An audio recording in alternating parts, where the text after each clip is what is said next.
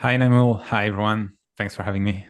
Great to have you here, Steph. We love all the work that you are doing in the ecosystem and OpenVC is doing in the ecosystem. And before we dive deep into today's conversation, we would like to know, how did OpenVC start and what do you do? So, in a nutshell, OpenVC is a software company that helps connect founders and investors. So, we're an online platform, and we started around 5 years ago now as a side project.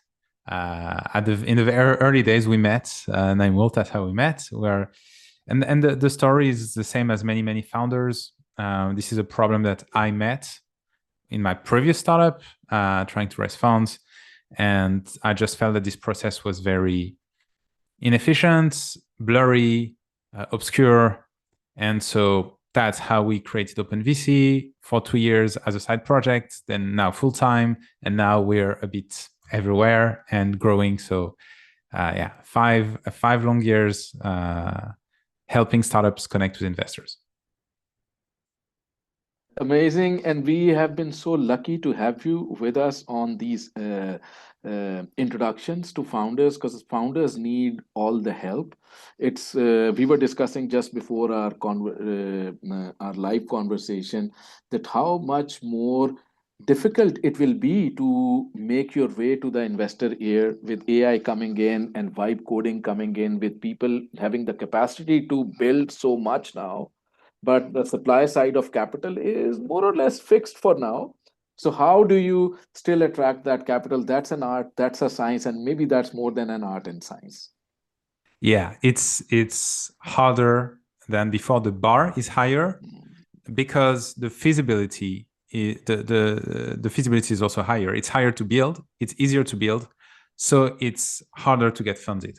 And I think it's going to be like a recurring thread for our conversation, that it's what we're going to say is a bit depressing or is a bit frustrating for founders, because we're going to talk about the reason not to get funded. But it's always important to take this from the educational perspective, that, okay, you need to understand how investors think. You need to get in their heads if you want to succeed at raising. You're absolutely right. I think it's very important to have, like when we are building startups, one of the key lessons we tell the founders is don't build it for yourself, build it for the customer. And I think that's Yeah. that's the main thing. Even when you're pitching the startup and to an investor, that is your customer who is actually going to buy your pitch or startup or buy into your startup. Fundraising is sales, right? I don't know who said that, but fundraising is sales, and you're selling equity Hmm. of your company on the venture capital market. And your clients, in that case, your customers or the investors. So it's sales, and you need to understand your clients like any product. You're absolutely right. Uh, One more point on OpenVC so that our community here and the ones who are going to be listening or watching this once this recording goes out is, how is OpenVC different from, because there are at times, even on LinkedIn, there are some people are claiming that we have 20 impact investors in Europe, for example. DM me for a link to their list. How do you differentiate in that Sure, market? absolutely. So I think there are two things that people like in what we do. Number one is that we're an open platform. I mean, it's in the name, OpenVC. So we help both sides connect. Investors sign up to our platform, and they say, okay, this is the kind of startups I want to meet, and this is how I want to be contacted. So it's not a spam list, right? And we're very careful about making sure both sides behave well. So founders cannot spam investors, and investors, if they ghost founders, we remove them. So we try to make sure both sides play nice with each other. That's number one. And number two, it's more about our business model. We don't take any cut or any equity or anything like that. We are truly, neutral in the deal, and I think a lot of people like that, because we're just agnostic. And what kind of numbers are we talking about? What's the scale of your platform right now? Yeah. So at the moment, we have 6,000 plus investors on the Okay. platform, and every month now we're at around 2,000 new startups joining to use the platform.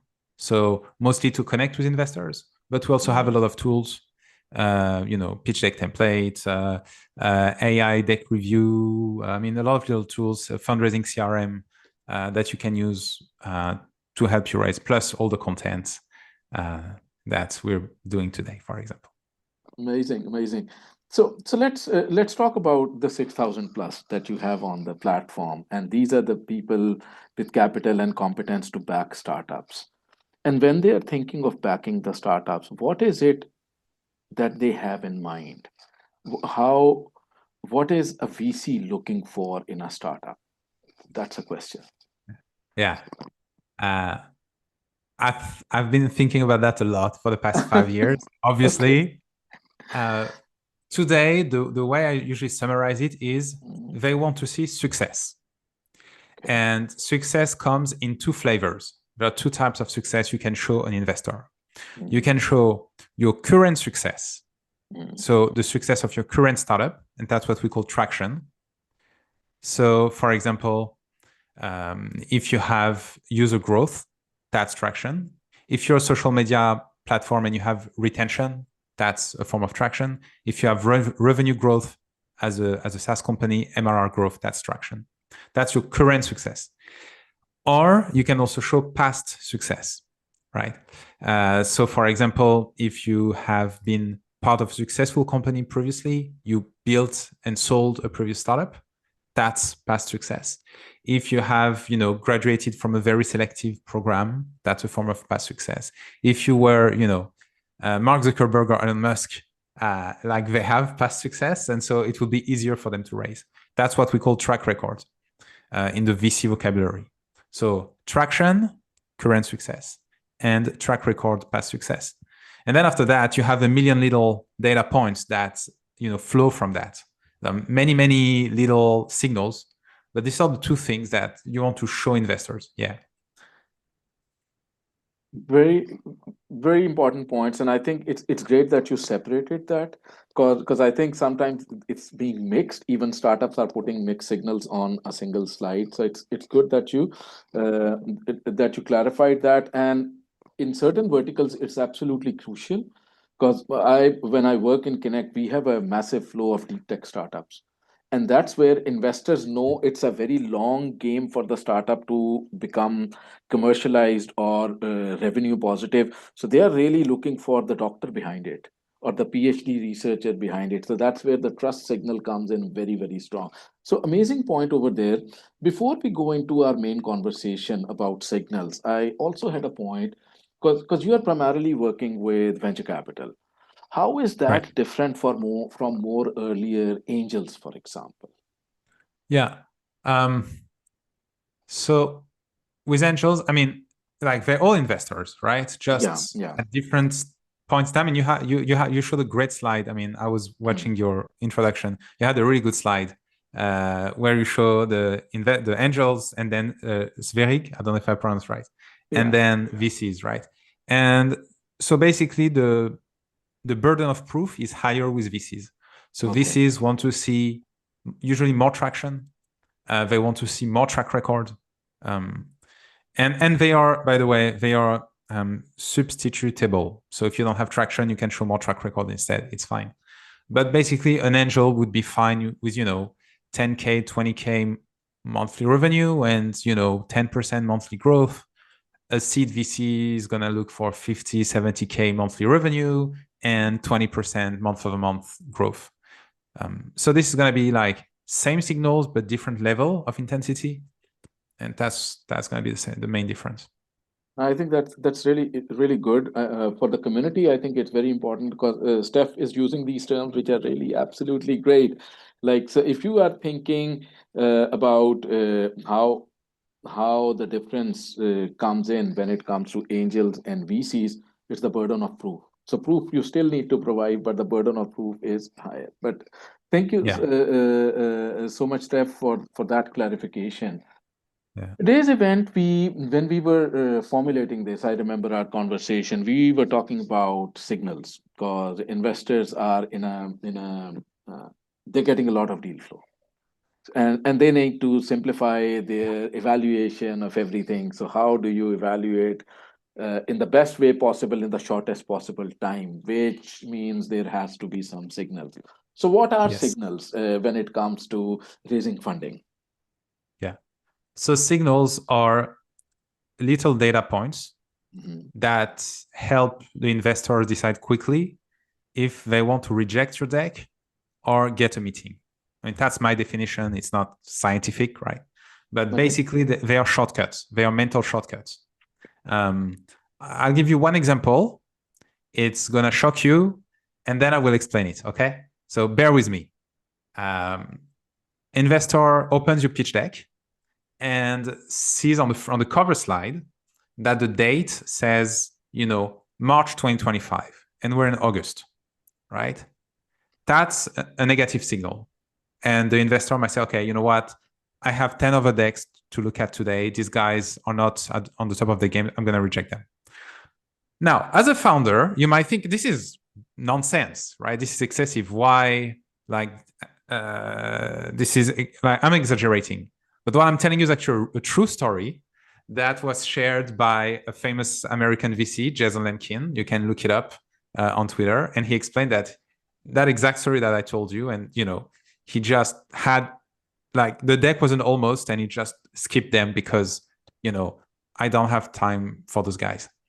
So that's an extreme example, but that's one example of signal. And then you're going to have hundreds and hundreds of those mental shortcuts because just like you said, the volumes are humongous, right? Massive, massive volumes of deal flow. And you can only realistically look at a few startups per week seriously. So you have to prioritize. I love the example you quoted. Like I actually had this day before yesterday because we are always screening startups. We run investment readiness program. So there's a volume of around a couple of 100 to 300 startups every month jumping into, let's say, one of the funnels that we have or I have. And we exactly had the same thing because I had this amazing conversation with startup founder, almost ready to go in. The deck that I got was January 2025. And I don't know if this is the capture, if it's a date issue, or if it actually reflects startup as it was in January 2025. I didn't reject the deck, but it completely changed my perspective on the readiness of the team when they are sharing something with investors. Because investors, you're sharing your life's work with them. Yes. It needs to be, you need to have it in the best order.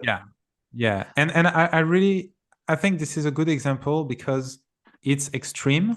And a lot of founders are sometimes, I'd say, frustrated at that. They're like, I shouldn't have to go to that level of detail. Like, they're professionals. They should look past that and they should see the opportunity. Unfortunately, again, you're selling a product. It's hyper competitive. And, there are other options on the market. So if you don't want to do the belly dance for investors, I understand that. But then you probably shouldn't try to raise in the first place because it's a game, it has rules, and it's just easier for you if you play with the rules, right?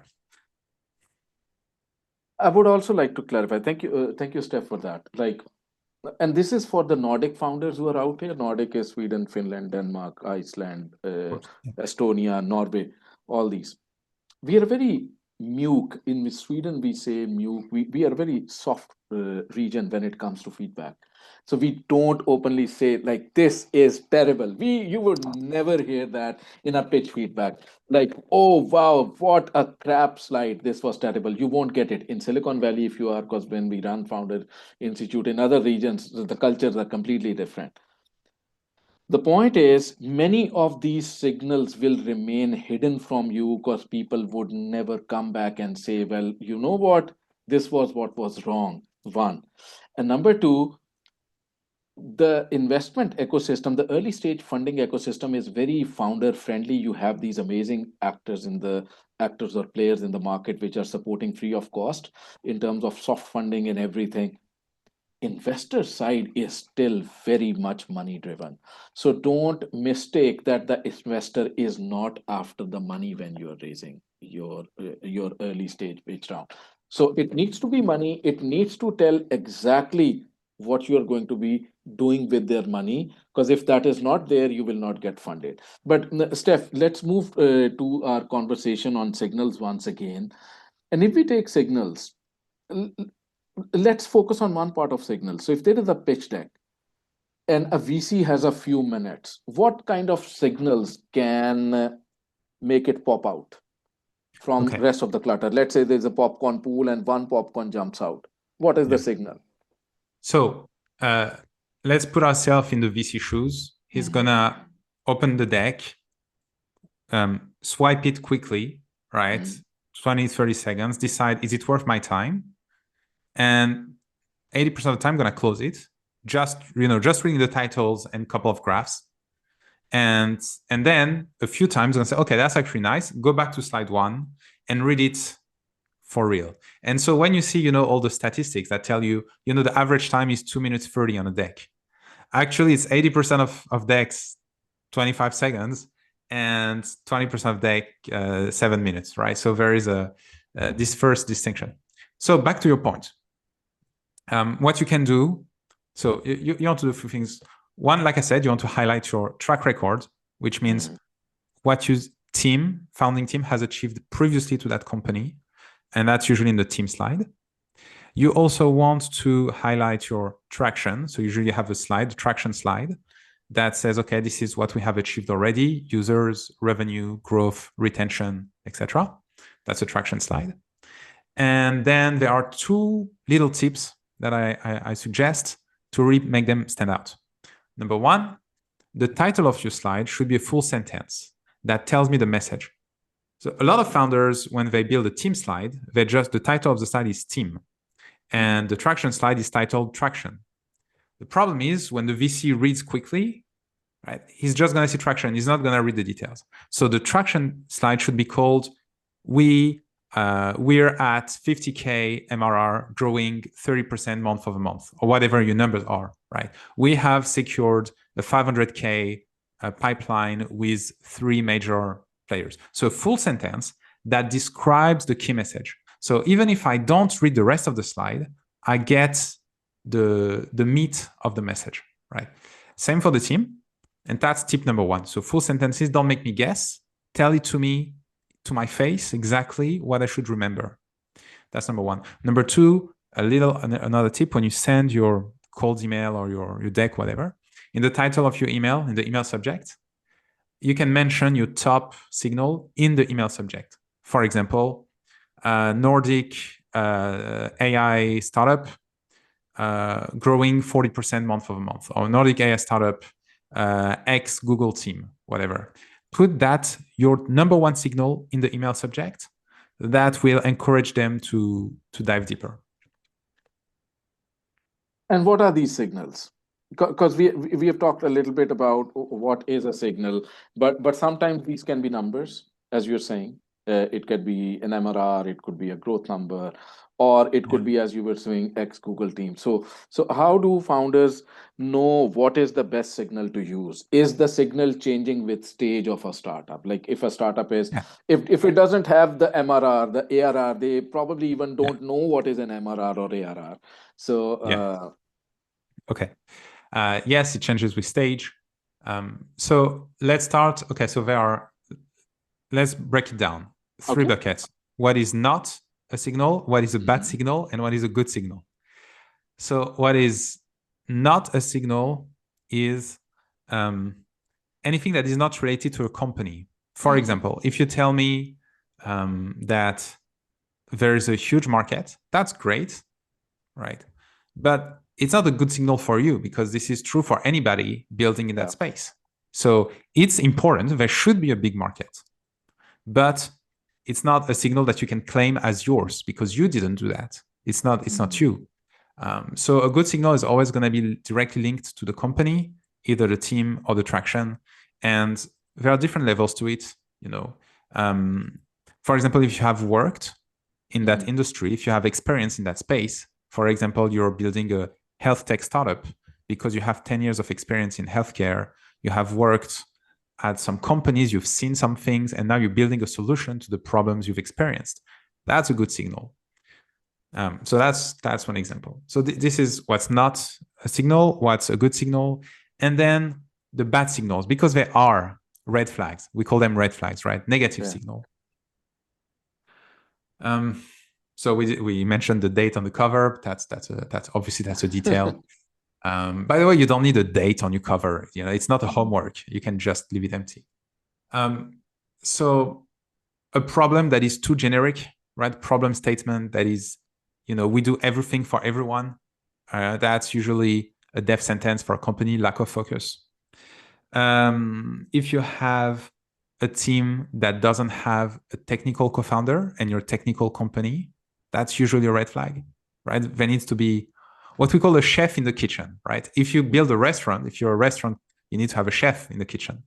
If you build software, you need someone who can actually build software in the company. So that's another one. Markets.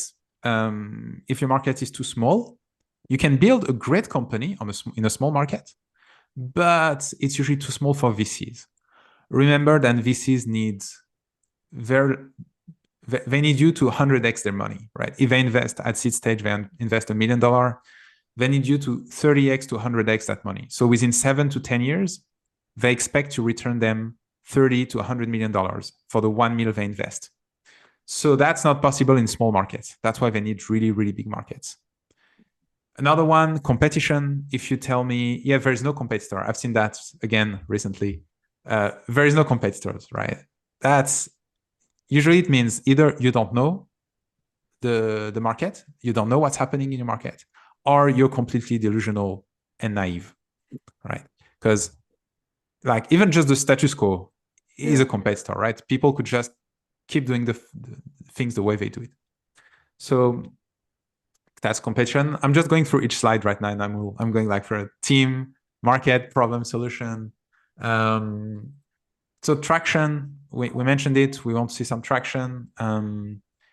Don't get confused on what traction is. Again, you know, incorporating the company is not traction. You know, opening the bank account. I've seen that, you know, and I understand. You know, these are founders that are very early, and so they just try to put something, right? I incorporated the company, opened the company bank account. Cool, that's nice, but it's not really traction. And it hurts your credibility. When you're talking about how much you're going to raise, you need to have a round size that is consistent with your stage. So if you're you know, pre-product, you're probably not going to raise 5 mil, right? But it works both ways. It cannot be too small either. I've seen that, especially in emerging markets, where founders, you know, they say, "Yeah, I just need 25K US dollars or euros," but they're trying to raise from, you know, European or American investors, and it's just too small. It's not credible, right? So there are standards, and that's another thing. Like for everyone listening, venture capital is pretty codified, it's pretty standardized. And so, as I always say in a, you know, joking way, you need to do your homework before you go raise, and you need to learn what the standards are. Okay, so this is what's normal for a company your stage, your geography, and this is what's not normal. And you want to be normal, right? Because otherwise you're gonna just tell people, "Yeah, I don't know what I'm doing. I'm an amateur," and it's not gonna help you raise. So sorry, it was a long answer, but but it's really good. It's really good. The last point that you mentioned, for example, you said it's sales. So in sales, the first thing is you need to know your customer. What do they want? What stage you are? You need to know your own product, how this needs to be sold to the customer. So I think it's very important. The burden of research is on the founder. And you have all these amazing tools available, from internet to tools like OpenVC, which are available for you to research better and define it, kind of find out where you want to land with your startup. It's very important. A couple of points. We had a question. Yes, this session is being recorded. I promised to Steph the video will be out on Friday. So we'll Right. try to share it. We'll cut it. Great to have people coming in from Tallinn. I just saw that. And there are a couple of questions. But before we move there, so video will be out on Friday. I've put Steph's and my links here for you guys to connect, even post this session. I'll also put a list of a link for a WhatsApp group that we run, that I run. It's for Nordic startups and funding. You're very welcome to join this. You'll get all the latest information about all the events. Steph, you mentioned something very interesting because you were taking these pitch deck slides one by one, and I think we have just gotten two questions on traction. I was checking two questions here. So Katie has a question: having 8 research papers published is traction or engineering awards? So it depends. It could go into two categories. Again, just my opinion. None of what I said is science, and I'm just one data point in everybody's journey. You guys are the bosses. So the way I would do it, if it's directly related to your startup, it's research paper that inform your current technology. Yes, it's traction. You could say, okay, it's technology traction. If you're doing deep tech, something in deep tech, so it's something hard to build, you could use it as a traction. If it's more general about you as a founder, this would go to the team. And so this is track record. You said, okay, I'm a veteran, a published researcher. I have 8 papers under my name. So that's how I would do it. Absolutely, it's linked to what you are building. Like for example, as I said, if you are in deep tech and there is a long time to commercialization, so maybe the numbers are preceded by the trust you have in the market, in the patents you have already, or the innovation protection you have done around your startup. So there are various ways of approaching it, and maybe if you are in research space, yes, that will be the. Yeah. And just one more thing, because I see a question from Paulo. I'm specifically talking about deep tech companies where traction in deep tech is a bit special, because you're not going to have actual sales before a very, very long time.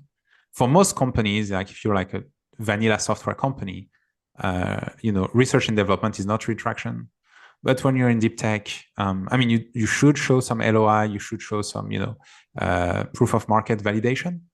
But still, I would say it's more accepted to use R&D as proof of traction, just because that's all you have at this stage. Exactly. Thank you so much for that. I'm also kind of thinking, like, in a pitch deck that you're giving out to a VC, what are the most essential slides or components which you need to have, which you cannot miss, for example, as a founder? The team. If there is only one slide, is a team, right?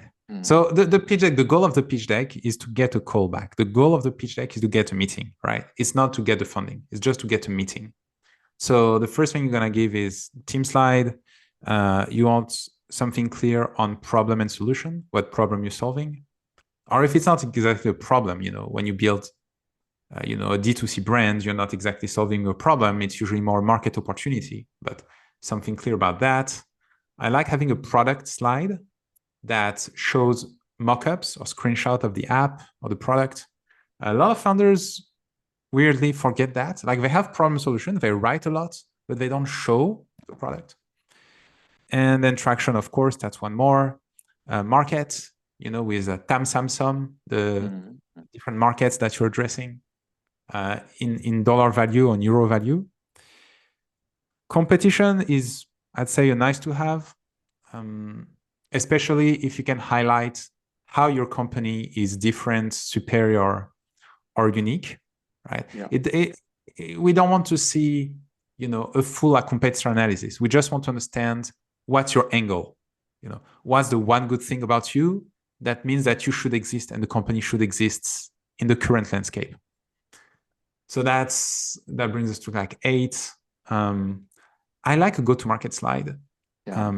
It's hard, but it shows, what we say, like first-time founders focus on product, second time founders focus on distribution. And so having a clear GTM strategy is a mark of experience, and it's usually appreciated. The one that's sometimes missing, and it's always confuses me, is the funding slide. Like, how much are you raising? Yeah, right.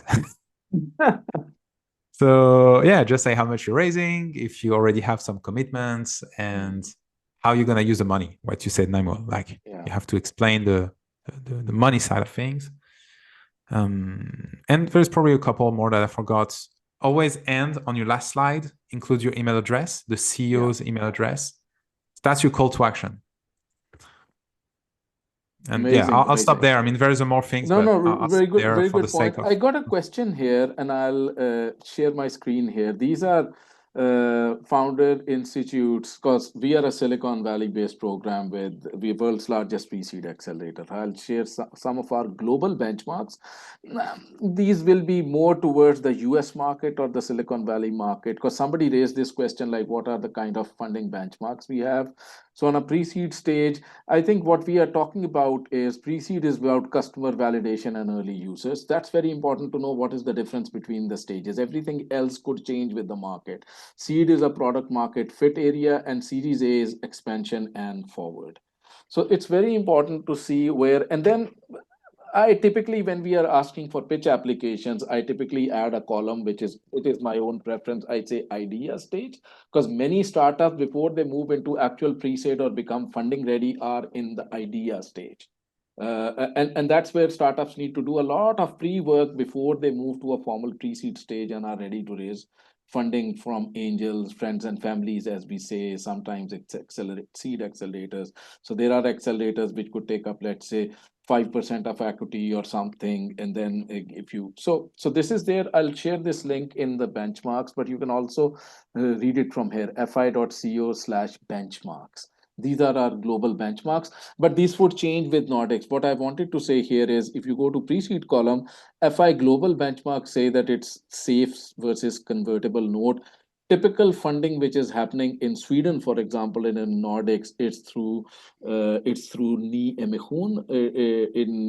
It's like issue of shares. So that's probably the more likely way of you getting funding through a round of angels first. So I'll stop sharing my screen now and go back to this amazing conversation that we are having.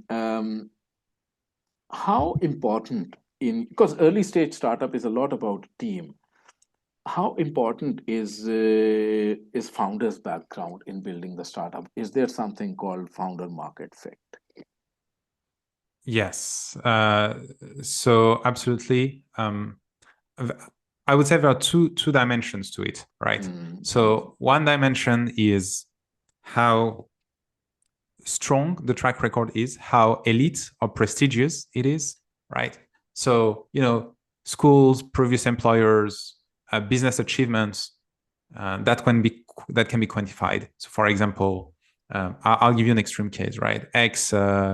Stanford, VP level at Google, and then built a first startup and sold it for $100 million, right? So that's the kind of AAA, that's like 1% of founders, AAA founders. Obviously, I'm taking an extreme example just for that's on the, I'd say, prestige of the track record. And then the other axis is the fit to the market, is what you mentioned, founder market fit. So I'm a founder in biotech, and I've spent 25 years in biotech. I'm very legitimate. And this means I understand what I'm talking about. I know the competitors. I probably know my first 5-10 clients because they're all my previous colleagues and previous ecosystem. So I have an edge. I have insights. And ideally, you want someone that matches both, but at least you should match one. And it's rational, right? You're not going to, I'm not going to build anything in beauty and cosmetics, obviously. Like, it would be a bit weird. It's not my area of expertise. And but if I build something in that space that I'm very familiar with. So before OpenVC, just for context, I spent 10 years in the startup and VC space. My first job was at Microsoft Accelerator out of business school. Then I've worked in Silicon Valley for a couple of years, connecting different tech companies with VC firms and large corporations in Europe, the Middle East, and Asia. So I've really spent a lot of time in that space, worked with a bunch of funds, a bunch of founders. So now when I build OpenVC, it's normal. Like, it's normal. And I know if I have a question, like, I know who to ask. I know how this business works. So I have an edge over an outsider.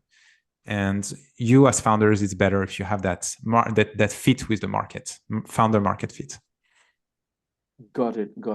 For the founders out there, I pasted a few links here. One is a link for our fall program, which is closing for Founder Institute Nordics. I also posted a link to the Investor Network Connect. We are closing our September round in tomorrow. So if anyone needs to apply, and also put in the link for next week's Impact Summit.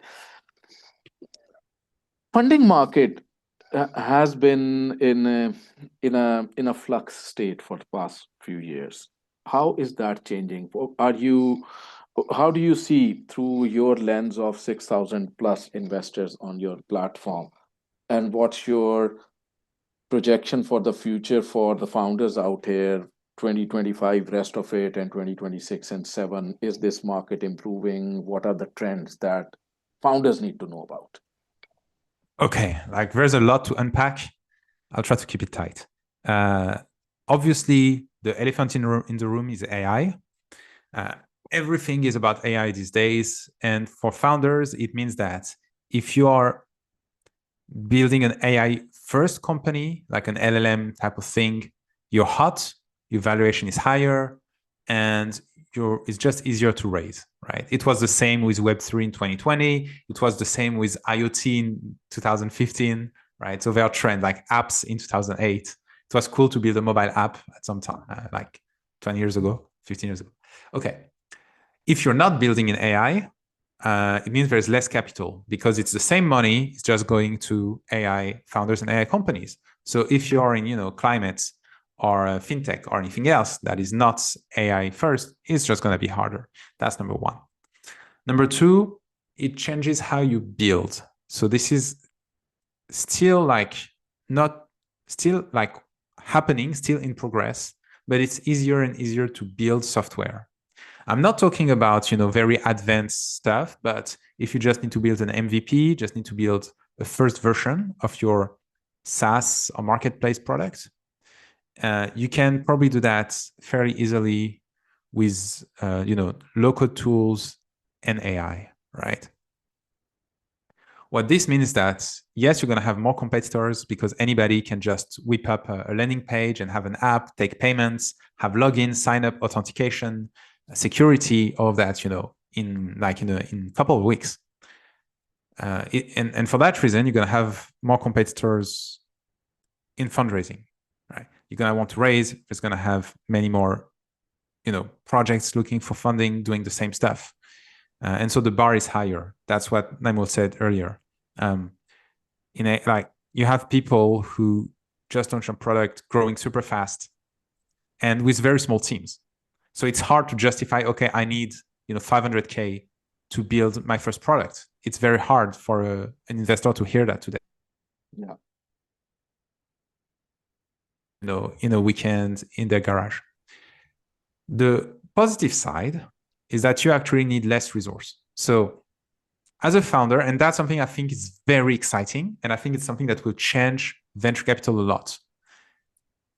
I think for projects that are not very, very technical, you're not going to need VCs up to Series A. Like, you're going to be able to do,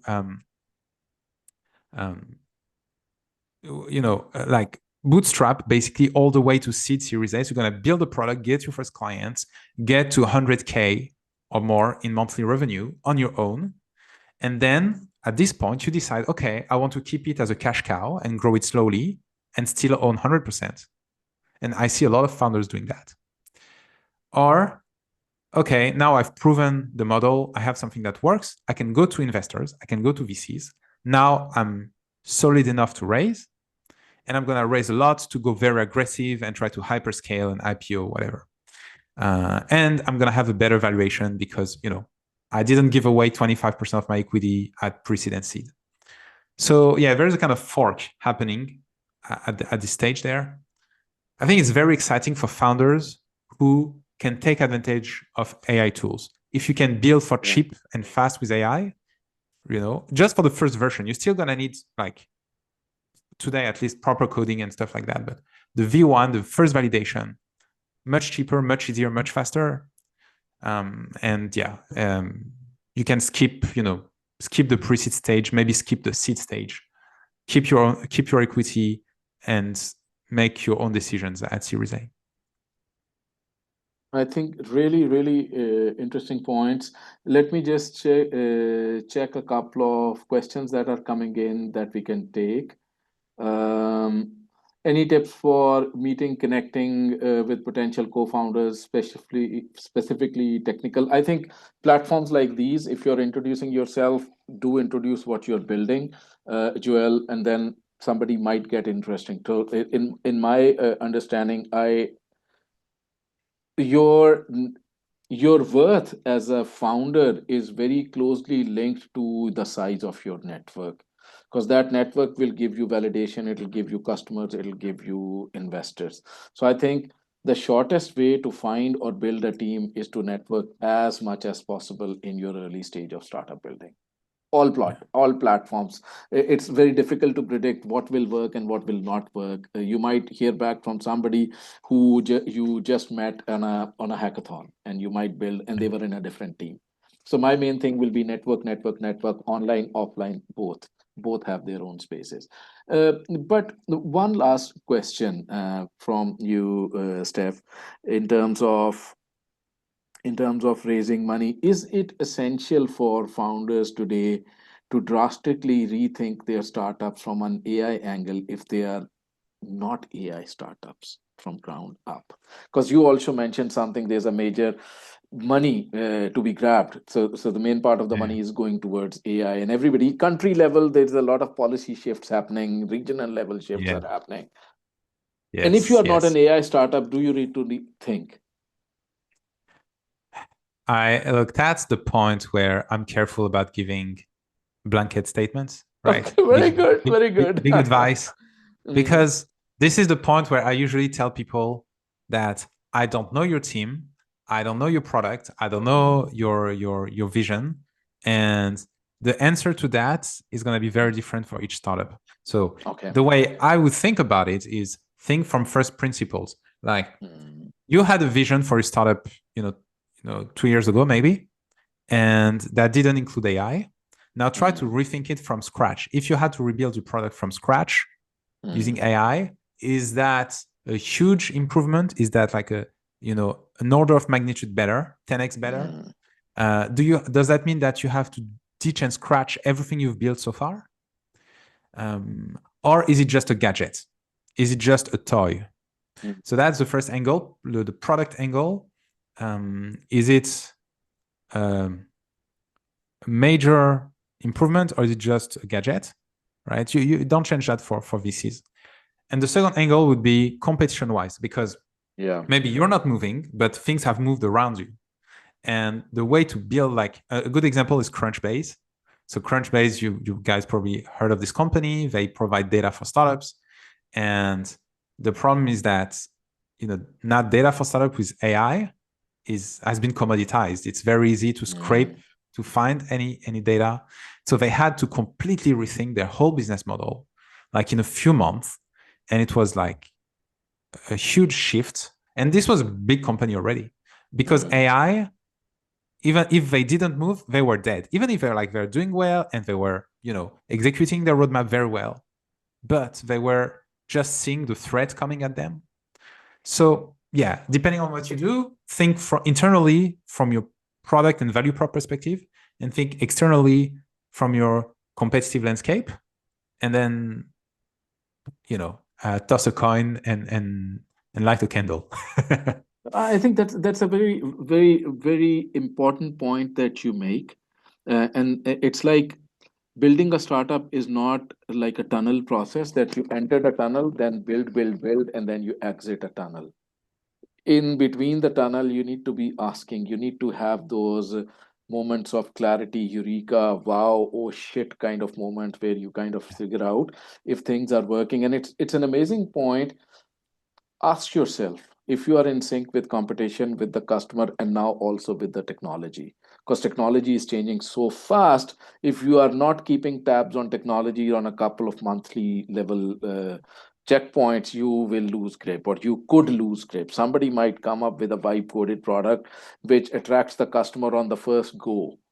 So very important points. And Steph, thank you so much for taking the time out today. For everyone My pleasure. out there, thank you so much for being here and being a part of this. Steph, thank you so much for today and for bringing so many insights. Thank you, Naimul. Thanks, everyone. Thank you.